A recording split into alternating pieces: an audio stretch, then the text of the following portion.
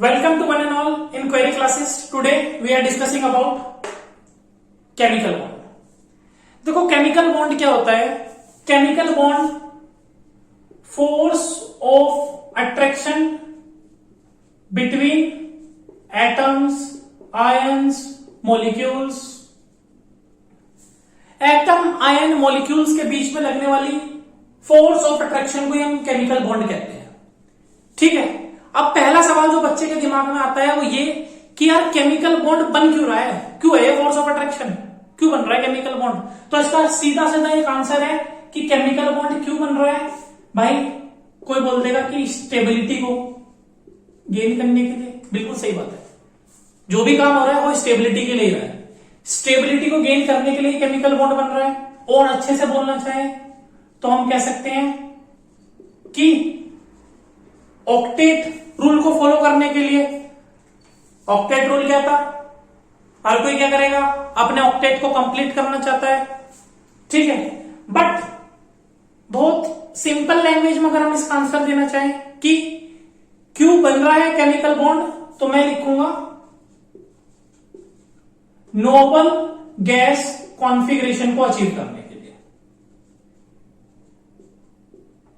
हर कोई क्या चाहता है कि हम कैसे बन जाएं, नोबल गैस की तरह बन जाए. नोबल गैस कॉन्फ़िगरेशन को अचीव करना चाहता है हर कोई. ठीक है. चलो भाई ठीक है. केमिकल बॉन्ड इसलिए बन रहा है कि स्टेबिलिटी को गेन करने के लिए, नोबल गैस कॉन्फ़िगरेशन को अचीव करने के लिए. चलो, केमिकल बॉन्ड क्या होते हैं, काफी सारे टाइप्स के होते हैं. हमें उन्हीं टाइप्स के बारे में पढ़ना है. ठीक है.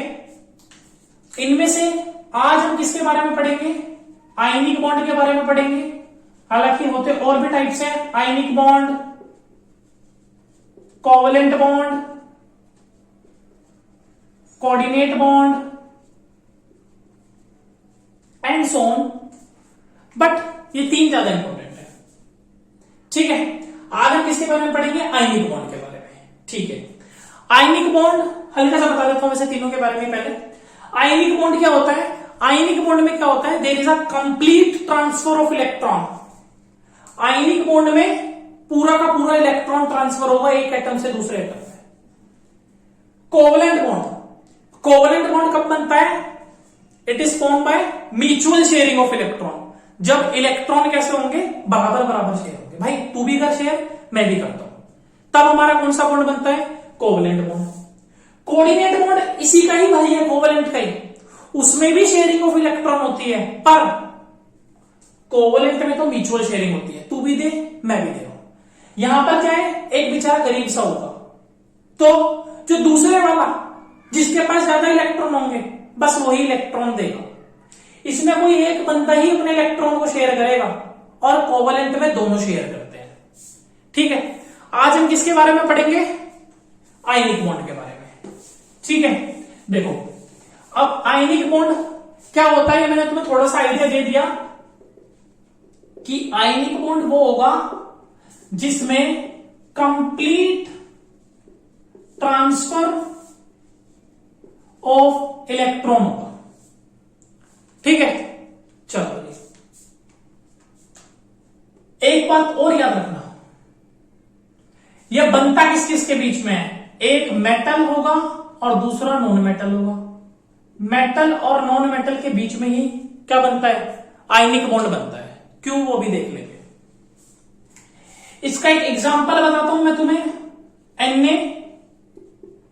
इससे समझते हैं कि भाई क्या कहानी चल रही है. देखो सोडियम जिसका एटॉमिक नंबर 11 होता है, उसकी इलेक्ट्रॉनिक कॉन्फ़िगरेशन 281. दूसरी तरफ क्लोरीन जिसका इलेक्ट्रॉनिक कॉन्फ़िगरेशन एटॉमिक नंबर 17 और इलेक्ट्रॉनिक कॉन्फ़िगरेशन 287. देखो सोडियम जो है इसके पास एक इलेक्ट्रॉन फालतू है. अगर ये उस एक इलेक्ट्रॉन को किसी को दे देगा तो इसकी जो कॉन्फ़िगरेशन बन जाएगी वो नोबल गैस जैसी बन जाएगी, नियोन जैसी. इसका ऑक्टेट कंप्लीट हो जाएगा. वहीं दूसरी तरफ जो क्लोरीन है, क्लोरीन को एक इलेक्ट्रॉन किसी से जैसे ही मिल गया, उसकी भी कॉन्फ़िगरेशन नोबल गैस जैसी हो जाएगी, आर्गन जैसी. इसका भी ऑक्टेट कंप्लीट हो जाएगा. तो क्या होगा, सोडियम मैं इसके लास्ट शेल वाले इलेक्ट्रॉन को डॉट से दिखा रहा हूं। लीविस डॉट स्ट्रक्चर के बारे में आपने थोड़ा बहुत पढ़ा होगा, नहीं पढ़ा होगा तो आगे पढ़ लेंगे। क्लोरीन जिसकी लास्ट शेल में 7 इलेक्ट्रॉन है, उनको भी मैं डॉट से रिप्रेजेंट कर रहा हूं।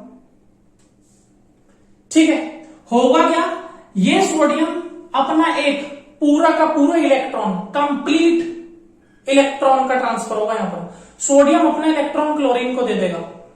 ठीक है, सोडियम ने जैसे ही अपना इलेक्ट्रॉन क्लोरीन को दिया, क्लोरीन खुश हो गया, उसका ऑक्टेट कंप्लीट, और सोडियम भी खुश हो जाएगा, उसका इलेक्ट्रॉन गया और वो भी खुश हो गया। ठीक है, इसको अगर और अच्छे से समझना चाहते हो तो वो देखते हैं। देखो क्या होगा, हमारा जो सोडियम है, सोडियम क्या करेगा, Na+ में कन्वर्ट होगा एक इलेक्ट्रॉन को लूज करके। वहीं क्लोरीन एक इलेक्ट्रॉन को गेन करके किस में कन्वर्ट हो जाएगा, Cl- में। मैं ये क्यों बता रहा हूं, ये मैं इसलिए बता रहा हूं क्योंकि यहां पर तो कुछ समझ ही नहीं आ रहा भाई, इसको आयनिक बॉन्ड क्यों कह रहे हैं, कुछ आयंस वगैरह से रिलेटेड चीज होगी, यहां पर समझ नहीं आ रहा। ऐसे समझते हैं, सोडियम Na+ में कन्वर्ट हुआ एक इलेक्ट्रॉन को लूज करके, क्लोरीन ने एक इलेक्ट्रॉन गेन करा, वो Cl- में कन्वर्ट हो गया। ठीक है, अब आपके पास क्या है, Na+ और Cl- है। और आप एक बात जानते होंगे कि पॉजिटिव और नेगेटिव चार्ज के बीच में एक फोर्स लगती है। क्लास 12 चैप्टर नंबर 1 में इस फोर्स के बारे में आप डिटेल में पढ़ोगे। फिलहाल मैं बस उस फोर्स का नाम बता देता हूं जो दो चार्जेस के बीच में लगती है, इलेक्ट्रोस्टैटिक फोर्स। ठीक है, जैसे दो मास के बीच में ग्रेविटेशनल फोर्स लगती है, वो सबने पढ़ा होगा, इसी तरीके से दो चार्जेस के बीच में इलेक्ट्रोस्टैटिक फोर्स लगती है। अब Na+ एक चार्ज है, पॉजिटिव चार्ज, Cl- पे नेगेटिव चार्ज है, इन दोनों के बीच में भी एक फोर्स लगेगी, कौन सी, इलेक्ट्रोस्टैटिक फोर्स ऑफ अट्रैक्शन। और उसी फोर्स की वजह से ये दोनों एक दूसरे से क्या है, बंधे हुए हैं। कहानी समझ में आई। आयनिक बॉन्ड, आयंस दिख रहे हैं। अच्छा, इसका एक दूसरा नाम भी है, आयनिक बॉन्ड का दूसरा नाम भी है इलेक्ट्रोवैलेंट बॉन्ड। इसको इलेक्ट्रोवैलेंट बॉन्ड क्यों कहते हैं, इसी वजह से, क्योंकि इनके बीच में इलेक्ट्रोस्टैटिक फोर्स ऑफ अट्रैक्शन है, इसी वजह से इसको इलेक्ट्रोवैलेंट बॉन्ड भी कहा जाता है। ठीक है, बनेगा किस किस के बीच में, मेटल और नॉन मेटल। सोडियम आपको दिख रहा है मेटल और क्लोरीन आपको दिख रहा है नॉन मेटल। ठीक है, मेटल क्या कौन होता है, जो क्या करता है, इलेक्ट्रॉन को लूज करता है। ये रहा सोडियम अपने अंदर से इलेक्ट्रॉन्स को लूज कर रहा है। नॉन मेटल जो इलेक्ट्रॉन को गेन करेगा, ये रहा क्लोरीन जो इलेक्ट्रॉन को गेन कर रहा है। Na+ Cl मिल के क्या बना देंगे, NaCl। ठीक है, चलो अब बात करते हैं इसकी कुछ प्रॉपर्टीज की। प्रॉपर्टीज क्या, देखो अभी अभी आपने देखा कि जो Na+ और Cl- था, उनके बीच में जो फोर्स ऑफ अट्रैक्शन थी वो कैसी थी, बहुत ज्यादा स्ट्रॉन्ग थी। उन दोनों के बीच में इलेक्ट्रोस्टैटिक फोर्स ऑफ अट्रैक्शन थी। और आपको जान के खुशी होगी कि इलेक्ट्रोस्टैटिक फोर्स ऑफ अट्रैक्शन जो है वो 10⁻36 टाइम्स ग्रेटर देन स्ट्रॉन्गर होता है, किससे, ग्रेविटेशनल फोर्स से। इसीलिए इनके बीच में जो फोर्स लग रही है वो बहुत ज्यादा स्ट्रॉन्ग है। अब आप मेरे को एक बात बताओ, अगर किसी के बीच में स्ट्रॉन्ग फोर्स लग रही है, भाई बहुत दबा करके तगड़ी फोर्स लग रही है, तो मॉलिक्यूल्स पास पास आएंगे या नहीं आएंगे। और पास पास एटम्स या मॉलिक्यूल्स किसके होते हैं, सॉलिड के। इसीलिए आपको ज्यादातर ऐसे मॉलिक्यूल जिनके बीच में जिनमें आयनिक बॉन्ड होगा वो कैसे होंगे, सॉलिड होंगे। फोर्स ऑफ अट्रैक्शन स्ट्रॉन्ग है, मॉलिक्यूल्स पास पास, इसलिए वो जनरली सॉलिड होंगे। ठीक है, ठीक है भाई। अब अगर वो सॉलिड है तो उनका मेल्टिंग पॉइंट और बॉइलिंग पॉइंट कैसा होना चाहिए, भाई सॉलिड का मेल्टिंग पॉइंट और बॉइलिंग पॉइंट कैसा होता है, हाई होता है। भाई इतनी स्ट्रॉन्ग फोर्स है उनके बीच में, उनको मेल्ट करने में, उनको बॉईल करने में आपको बहुत ज्यादा टेम्परेचर देना पड़ेगा, बहुत ज्यादा हीट देनी पड़ेगी, इसलिए उनका मेल्टिंग और बॉइलिंग पॉइंट भी क्या होगा, स्ट्रॉन्ग होगा। एक सवाल और आता है इनकी कंडक्टिविटी को लेकर।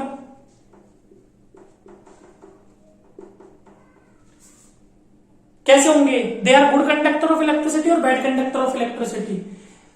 देखो इतना तो तुम सब जानते होंगे, आयंस जो होते हैं इलेक्ट्रिसिटी को कंडक्ट कर लेते हैं। आयनिक बॉन्ड इसका नाम भी है, ऊपर से तुम्हें आयंस दिख भी रहे थे।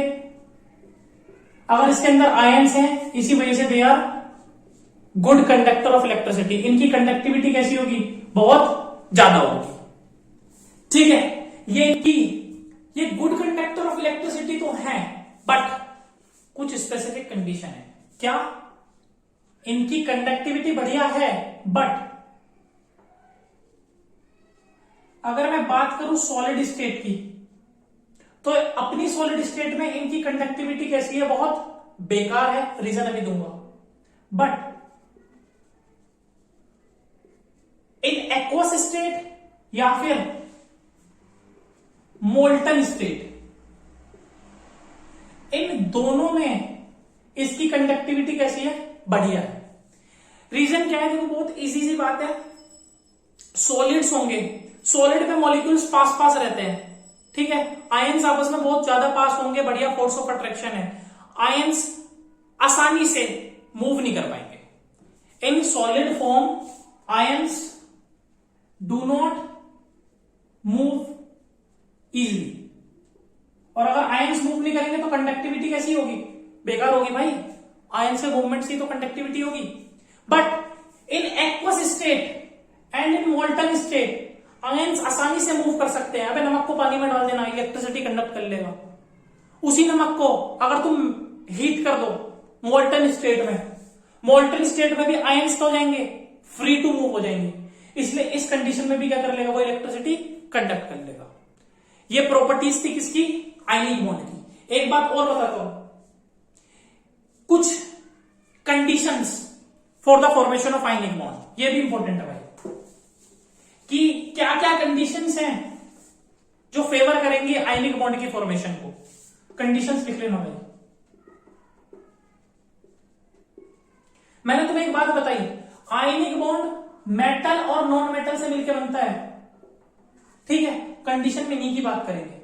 जो आपका मेटल होगा वो कैसा होना चाहिए भाई? मेटल का काम क्या है? इलेक्ट्रॉन को लूज करना। तो आपका मेटल जितनी आसानी से इलेक्ट्रॉन को लूज कर देगा उतनी बढ़िया आयनिक बॉन्ड बनेगा, ठीक है। तो मेटल ऐसा होना चाहिए जो इलेक्ट्रॉन्स को लूज कर दे इजीली, जो अपने अंदर से इलेक्ट्रॉन को क्या कर दे? आसानी से निकाल दे। ऐसा मेटल होना चाहिए।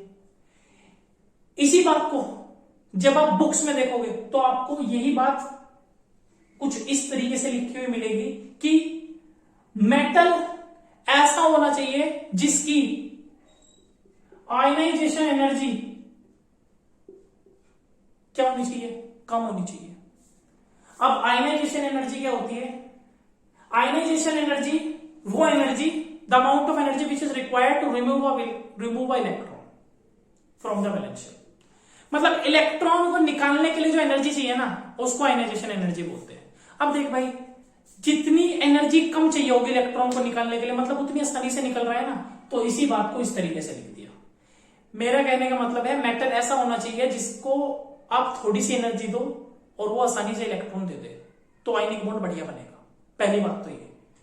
दूसरी बात ये तो मेटल की लेती, भैया नॉन मेटल कैसा होना चाहिए? भाई नॉन मेटल क्या है? जिसको इलेक्ट्रॉन लेना है तो जल्दी से इलेक्ट्रॉन ले ले, तो जो इलेक्ट्रॉन को गेन कर ले आसानी से। यही जब बुक्स में देखो तो क्या लिखा हुआ मिलेगा? जिसकी इलेक्ट्रॉन एफिनिटी क्या हो? ज्यादा हो। भाई इलेक्ट्रॉन को लेने की जो पावर है वो बहुत जल्दी से ले ले, ठीक है।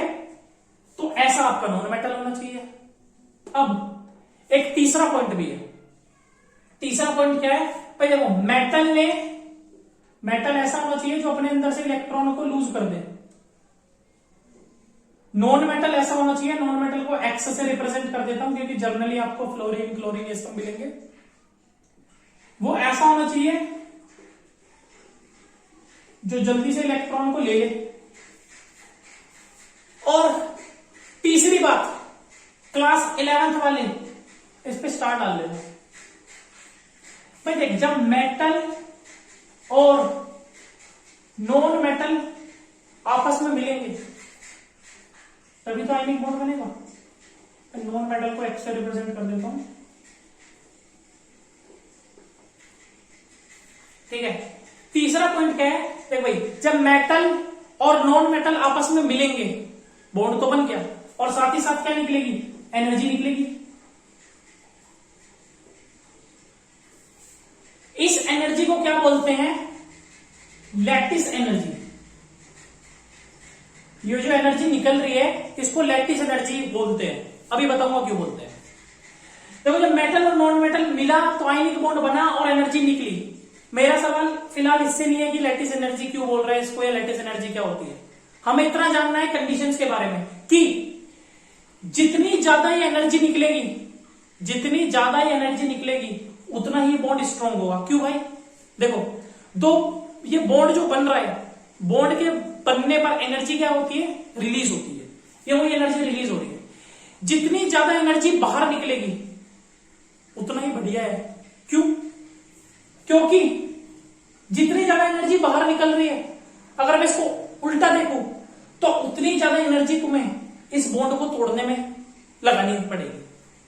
जितनी ज्यादा एनर्जी तुम्हें इस बॉन्ड को तोड़ने में लगानी पड़ेगी, इसका मतलब उतना ही ये बॉन्ड स्ट्रांग बन रहा है, ठीक है। मतलब जितनी ज्यादा एनर्जी बाहर निकलेगी उतना ही हमारा बॉन्ड स्ट्रांग बनेगा। लैटिस एनर्जी क्या होती है, इसके लिए एक वीडियो बनाऊंगा अलग से, ठीक है। ये 3 कंडीशन है आयनिक बॉन्ड के लिए। पहला, मेटल ऐसा होना चाहिए जो आसानी से इलेक्ट्रॉन लूज कर दे, मतलब उसकी आयनाइजेशन एनर्जी कम होनी चाहिए। नॉन मेटल ऐसा जो आसानी से इलेक्ट्रॉन को ले ले, और जब आयनिक बॉन्ड बनेगा तो जो एनर्जी रिलीज हो रही है वो जितनी ज्यादा होगी उतना ही हमारा बॉन्ड स्ट्रांग होगा, ठीक है। एक सवाल पूछना चाहता हूं मैं तुमसे कि